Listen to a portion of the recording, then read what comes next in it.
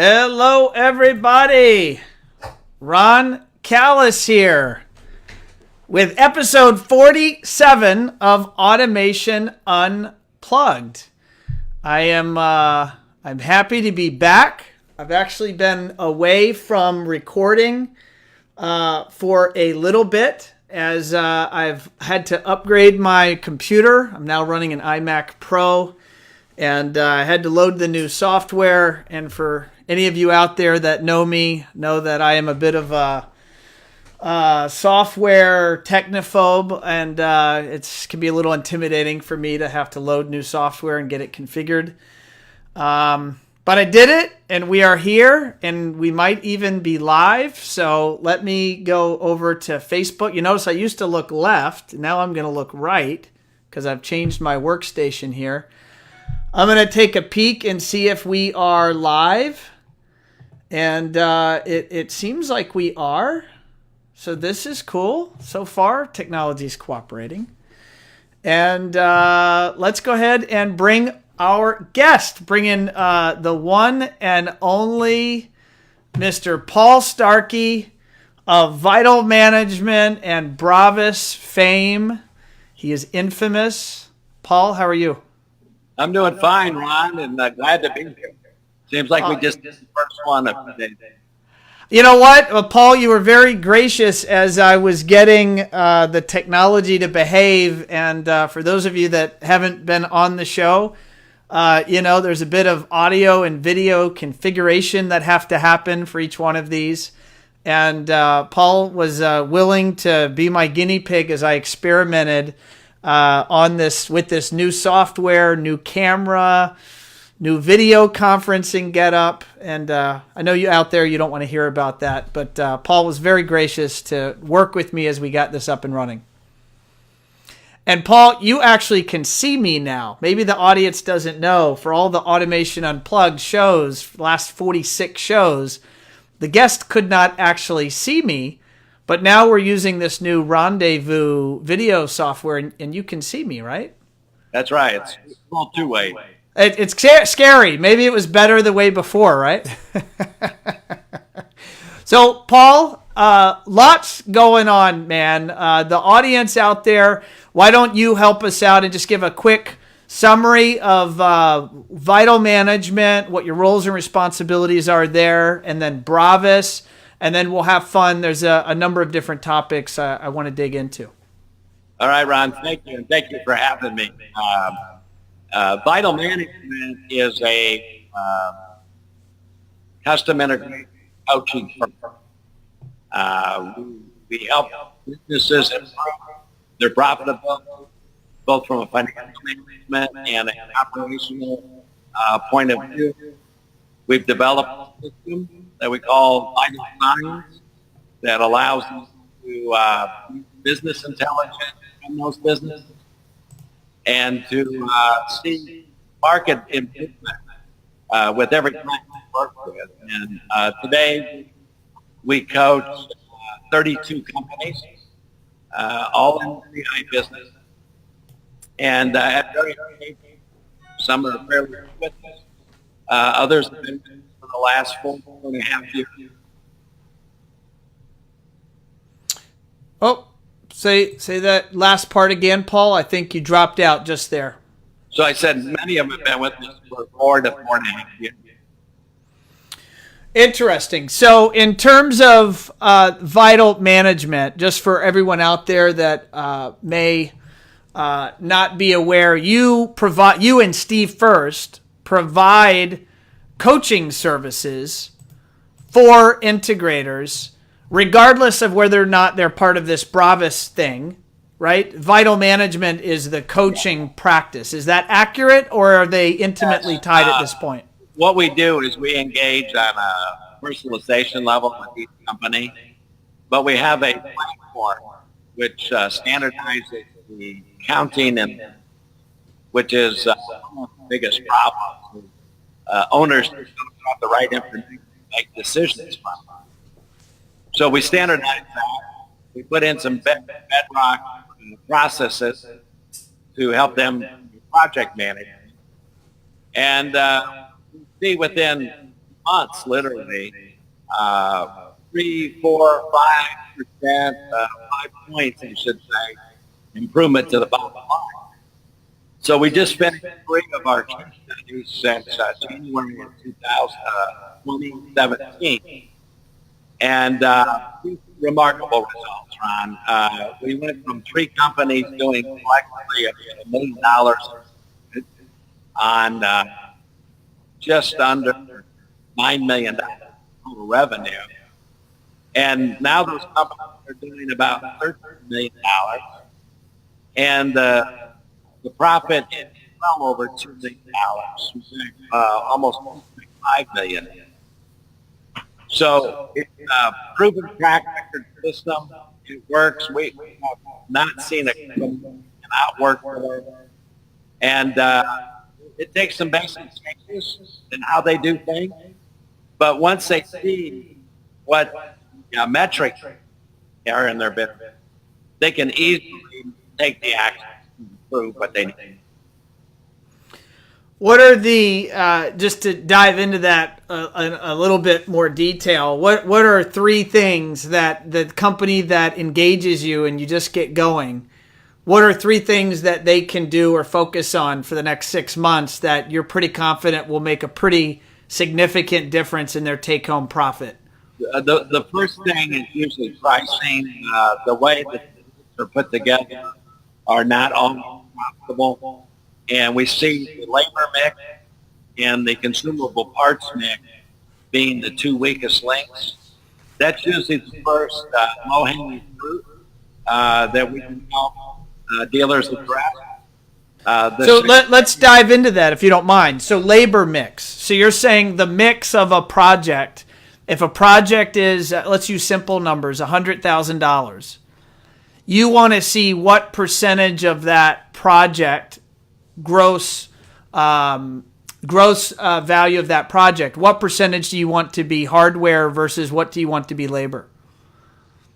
It's a pretty easy formula. If you take the equipment part, which is basically the components, not the parts, not the labor, and if you usually would add 50% to the list price of the equipment, you're pretty close to a more optimal bid. And what that usually means is that most about 30% of the job being labor. So on that $100,000 project, we'd expect about $30,000 labor, and we'd expect anywhere from $5,000 to $8,000 parts, consumable parts, which are not things we can label or identify, but it's an extremely high profit source or profit loss if the price. Okay. And is that something that simply gets addressed at the proposal level? If integrators will change their proposal, or where does that happen? Any proposal over $15,000, which we consider a luxury project, can be reviewed going out the door. So there has to be more secret to this. If it doesn't meet those standards, 30% plus in labor, 5 to 8% on part, you'll have an occasional project, you get the corner case, somebody says, yeah, but if I'm just selling a 2-hour install set of speakers or panel, we can't get that same ratio. But that's the exception, not the rule. We're in an installation service business. So most of them, our group, by the way, averages 33% on labor and over 6% on parts. And that's a group of what I call our crack companies, which are 15 companies of our 30 we help manage. Got it. Understood. If you're out there and you're watching live or listening live, or if you are watching this recording after the fact, please give us a like, give us a comment, say, hey guys, how's it going? How's the weather?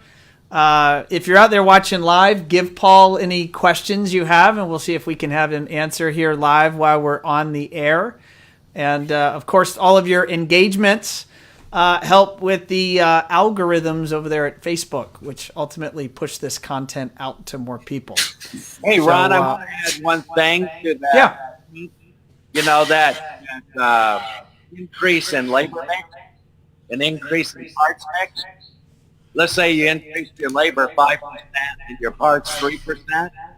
That 8% is revenue growth, obviously. No new customers, revenue growth, but it all goes to the bottom line because there's no cost. So simply understanding the best practices around labor mix and part mix, you're able to help all these businesses pretty quickly once they execute this, increase net profit on the business. I mean, I would imagine a percentage growth of net profit, it's got to be pretty big. Yeah, it is huge. And you're bringing up a good point. The point is, you have a data point of one, which is usually the experience level of one company. That's all you can do decision making on. But when you start to rely on 32, we worked with literally hundreds of companies over the past. You now get more of a confidence of what is possible to do. And you get beyond just the ideas, which is a lot of collaboration. And you get into information sharing. You get into conforming to standards. You get into being accountable against those benchmarks. And we a whole new level of collaboration and a whole new level of connection for our owners. And many of these guys are on an island. They have very few advisors, confidants, mentors, and this really allows them to step up their game with confidence based on what other companies are doing as well. So, question for you, Paul, regarding Vital. You know, I see maybe intimately how you've positively affected many of your clients. You know, today you say you have 32 Vital management customers. Is the goal, or is there a plan in place you have to try to scale these teachings, these methodologies out to a larger audience? And I just want to add one more comment before you answer. Giving folks a textbook of what to do isn't good enough, right? You have to not only tell them what to do, then be on top of them to help coach them and make sure that it happens. Yeah, help themselves. The coaching is important because we all need to be accountable. We can read books on weight loss or golf, those kind of things, but until you go and do the work, put it in action, it's not very good. And the coaching element allows us on a monthly basis to review a plan that we develop with each business and to keep important priorities in front of them. We have a dashboard system that allows us to take financials that might be a little bit to most people and really dumb it down so that we march to the right thing consistently. So the coaching is a very important aspect of the results and accountability as well. And it helps the owners engage their team, empower in the process. So, we see amazing results, Ron, both on revenue growth, certainly profit, cash, which is often misunderstood by our ops. We see huge swings and flow. And we do it in a way that I think easy for owners to understand, adapt, and make improvements. Understood. Are there efforts in place, Paul, to try to grow the team and grow your team so that you can support or coach more dealers? Or what's what's kind of that right sweet spot for you? I mean, is you and Steve being the guys with the answers and the whip to crack? Is that the model you see looking forward, or is there another way to approach it? We're going to add talent to our team because in a lot of ways, two guys in the card or a stretch. But we've got to add what we're doing with the group. We have companies that just want to improve and want to standalone ship forever. We have other groups that have a bigger, we used to talk about strategy, but we find out nobody really wants to exit. They want to continue working, but they'd like to value in companies. So we have a group of 15 of the 32 that organized in the last year to pursue outside investment to co-fund the things that they can't do individually. Our business, as complex as it seems, gets down to two. How do you sell more, and how do you install more product and delight customers? And hey, Paul, a guy just made a comment that your audio sounds like you have two mics on. Is there a chance I know the video conference, and it is I don't even know how to describe it from an audio standpoint. Like, I hear you perfectly, and then it drops off, and then I hear you perfectly again. And I realize we're live here, but we've had some folks. I have only the built-in microphone on my Apple laptop, so that's... Or a guy just said, or you need a better network. He said, give him a call. Oh. That was right. That's nice. All right. Well, maybe if you try backing off of the computer a little bit, Paul, maybe the microphone will pick up more even levels. I don't know, but and I know we're from here, Ron. That actually sounds better, maybe. Okay. Yeah, I think maybe you are overpowering the mic just at proximity. I don't know, but we'll figure it out. But I think what you were just starting to go into was the fact that there are, of these vital customers, there are then dealers that want to go the next step and have a potential exit strategy down the road, and that'd be a great intro to Bravas, and I think that's the path you are going down. And for those that know the Bravas story, if you could give us an update, where do things stand right now? Well, the Bravas Group was a co-funding organization, co-op, literally, that both our members, associates, our coaching partners pay into. And the idea is to accumulate funds for things that individual companies can't do. Making marketing, we worked with One Firefly and initiatives, other expanded. Could be dashboard development, like we have. The BI for CI dashboard? The BI for CI, business intelligence for custom integrator.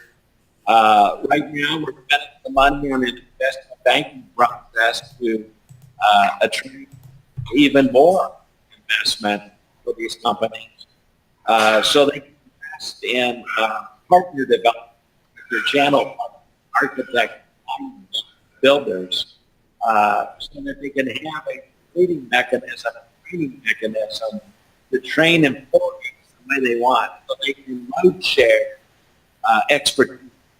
Maybe not every company can afford a light, but all need access to one. Maybe they can't afford a full system programmer, but maybe 3 programmers for 12 companies. So we're looking at resource sharing. We're looking at what is the impact when companies come together to sell more and install more, because most companies have a gas pedal and gas brake mentality. When things relieve, they're all about go find business, and they do. When they have too much, they slam on the brake, and they don't do anything, and they don't seek partners. And I always say our business is a little bit like being obstetrician or OB doctor. OB doctors, most of their clients are pregnant, right? So how do you find pregnant women? So that's similar to what we would use our relationships with. Architects and customers, they usually go there first. Designers, they go there first. If somebody remodeling, contracted a contractor. So important. In the analysis that we've done, 50% of the business comes from those channels.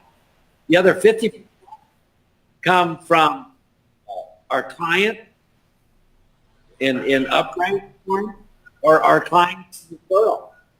It's almost that. So we're trying to develop marketing systems that really, it's hard to do with $2 or a $4, $5 million company. But when we have $70 million, $100 million aggregate set of companies, then spending money to do those kind of things. It's a lot more efficient, a lot more rewarding, and a lot more confident.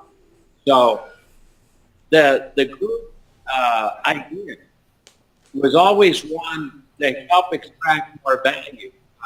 We think there's a potential with companies to get well over 1 times revenue value for the owner.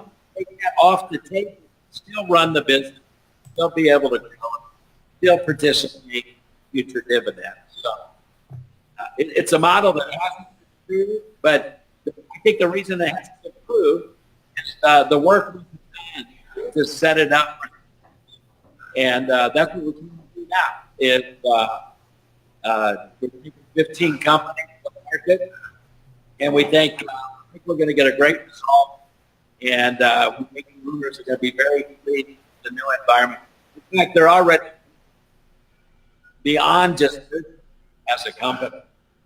They're sharing numbers. They're really engaged beyond just a common coaching, common dynamic. So we're really excited about that. We think it's the next big thing in luxuries.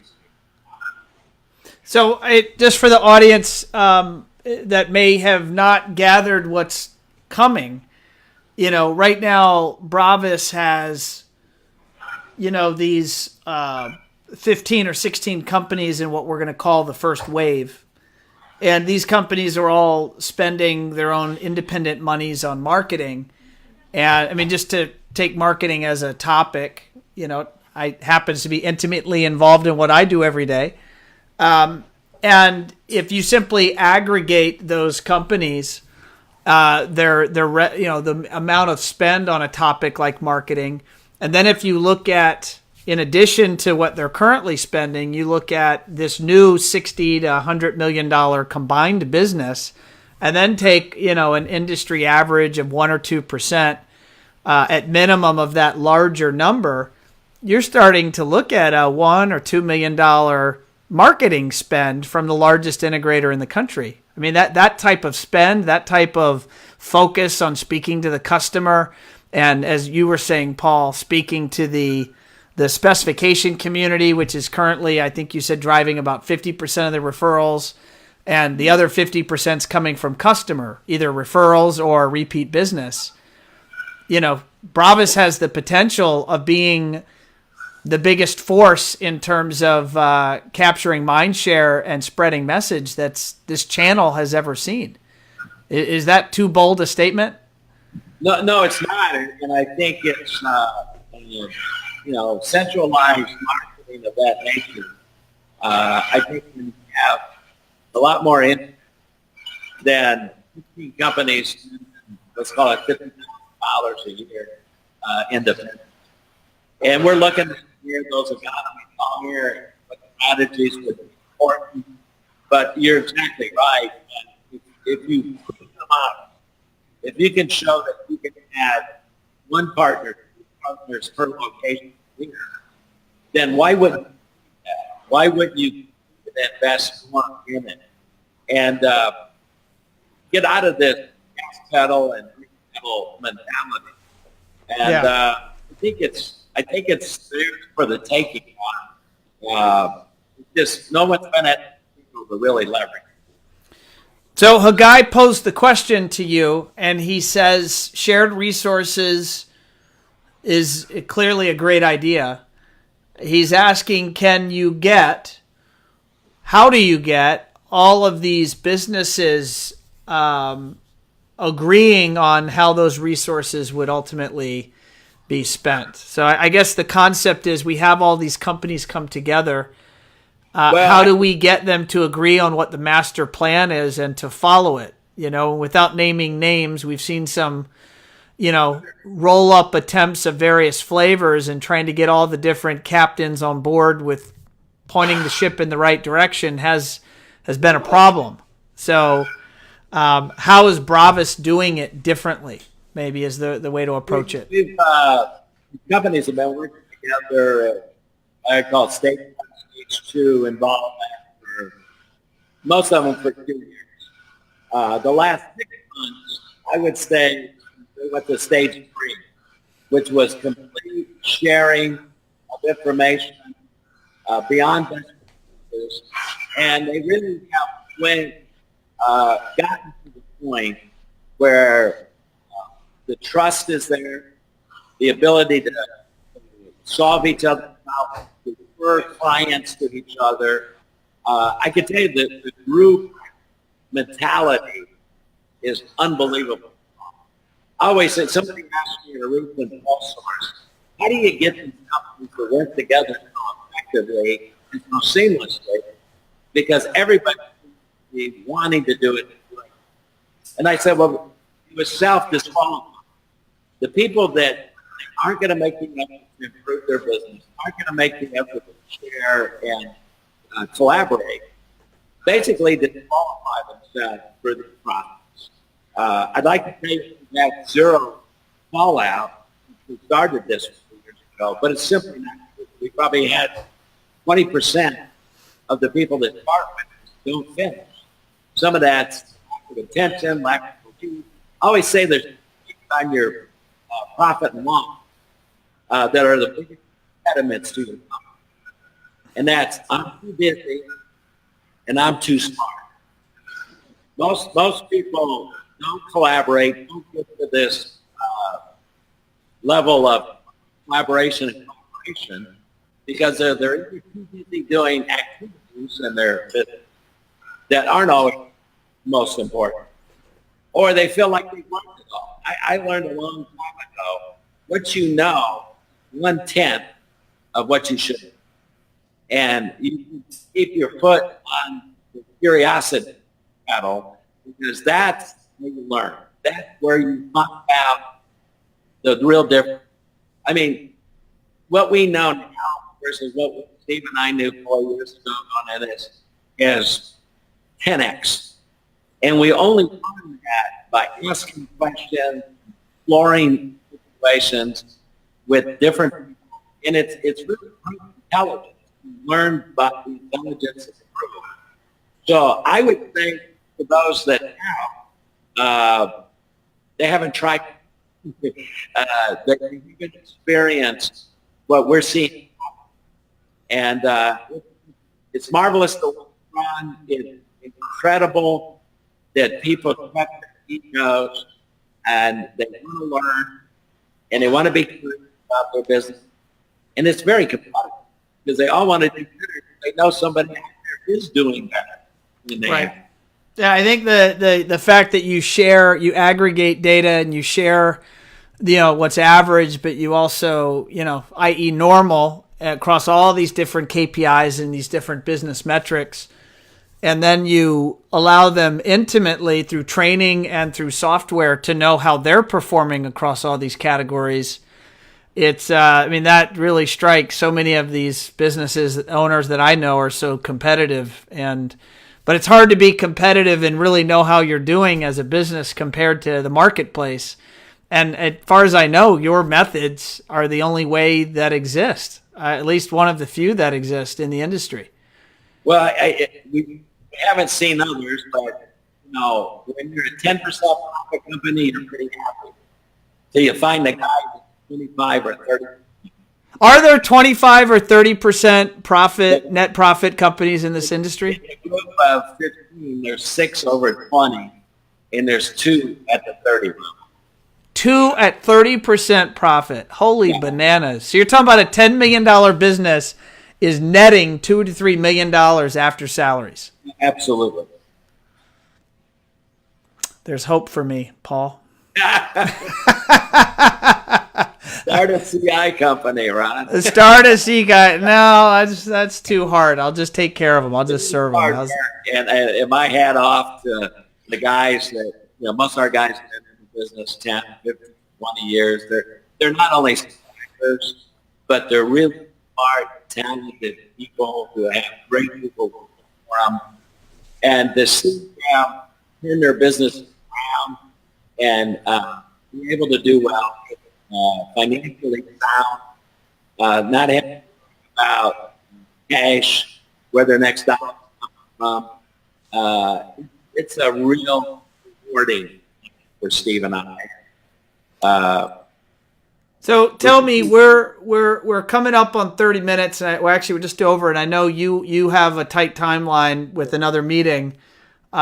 I'm actually doing for those of you that are out there watching, I've got a ProSource webinar in 30 minutes at 2 o'clock that we're doing with our Review Champ products. If you're out there in ProSource, I'm trying to think of how to tell you to sign up. I should be prepared for that, but there is a webinar and there is a sign up. So call my office and they'll tell you how to get registered for it. But Paul, what's coming up at CEDIA? So CEDIA is around the corner. You and Steve are going to be there. Do you have a booth, or how could people hear more of what you have to say? We're going to be a little bit low key this year, Ron. We are trying to get this inducement process. We are getting weekly more interest in people joining machine service.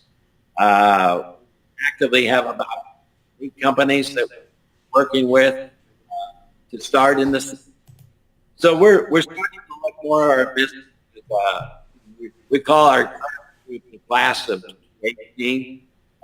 We'll have a class of 2019. We think will be another 15 or 16 companies graduating system. Graduating through Bravas means ultimately there's an investment, right? There's an outside investment that comes in and buys a percentage of their company. There's a payout. A payout. The payout is very, very interesting in terms of the take home. Continue to continue to be invested in the new business. It's a model that hard to explain here, but really is balanced. Not only but for succession employees and employees going forward. So we're going to be maintaining a one-on-one appointment offline, usually in a hotel suite. We are doing the training on the BI for C business intelligence requirements. We're not allowed to do a infomercial, but much of the business intelligence background comes from our theory that we use online. So we're there we'll be in some of our sponsors booths from time to time. Shout out a guy who's been a corner at Access Corners, and Alex Camara, the audience controls, Nick and Jeremy and Mark over Origin. We just had the luxury of really good stuff, like One Firefly as well. There's people that have given me past search. ProSource, we're doing an operational training first week in August. We're an open book. We share our most proprietary stuff with everybody. One great way for people to get that proprietary stuff is on your newsletter, right? I get it every Tuesday, and it's just always packed with gold. Well, it's fun. We've got 242 of them now. Tuesday morning coffee. People can go to bipca.com and register for the coffee. I have 300 people open it weekend religiously. We put them on the blog. You can go back and plus coffee. We call it cold. But no, we're all about helping people and making dealers better. And that's where we start. That's where we finish. And just look forward to helping more people. Awesome. Well, Paul, I love what you and Steve are doing. You know, I'm a fan, been a fan for a long time. And, One Firefly is here to support you and your efforts. And thanks for everything you're doing for the industry. The industry really owes you a thanks because no one took on this hard problem the way you guys are taking it on. Well, we love it. It's been the most fun of my career, and the people are great. So if somebody's out there that needs help, we're a phone call or way. So I think between Hagai, Paul, for our next one, I'm sending you a microphone so we have crystal clear audio, and Hagai's going to hook you up with a network so that we can hear you guys crystal clear. Hagai, I just put you on the hook there. Got to reach out to Paul, get this man straight, get his network fixed up. Hagai's 1-800 number to go across the street, right? Say that again? So we get Hagai's 1-800 number to float across the street. Oh yeah, 1-800 Access Networks. That's right. Yeah, we're gonna Hagai, drop your phone number and your website here in the chat and try to get some extra audience sent your way. But thanks, Ron. I think it's time to drop the mic. Yeah, we got to get on, and I got to get ready for this next webinar. But Paul, thank you, sir, and we will see you soon. For sure. And let me sign off with the audience here. Ladies and gentlemen, thank you for watching episode and listening maybe to episode 47 of Automation Unplugged.